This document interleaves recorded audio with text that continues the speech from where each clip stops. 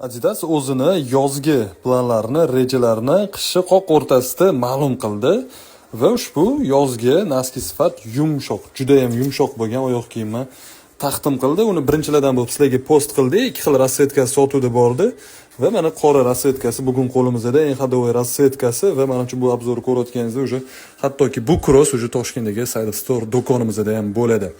Xo'p, oyoq kiyim naski sifat va kelinglar ikki qo'lda bu crossni birgalikda ko'rib chiqamiz.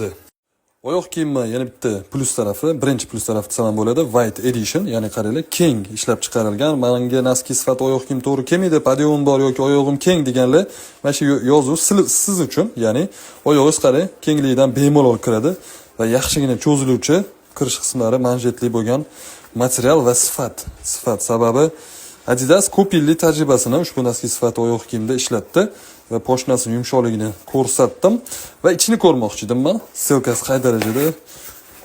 Hozir stelkasiga kelamiz. Ichlari qaranglar tikilgan o'ziga va yumshoqligi poshnasidan bilinyapti. Kirish qismlari bo'lsa mana bunaqa yumshoq, takoy nima deydi? Udobniy, orqa oyoqning orqa qismini shundoq mana bu yerga past qismi kirsa, tepa qismi уже quchoqlanadigan darajada mo'shni qilingan. Xo'p, stelkasi ko'tarilgan, ikki cheti, qaranglar, qay darajada ko'tarilgan stelka. Standart stelkadan ozgina yumshoqroq. Gel emas, lekin qanaqadir o'zgarish yumshoqligi bor. Ikki xil rasvetkasi erkin sotuvda hozircha mavjud. $109 dan ushbu qora rasvetkasi hamda seriya rasvetkasi Telegram kanalimizda.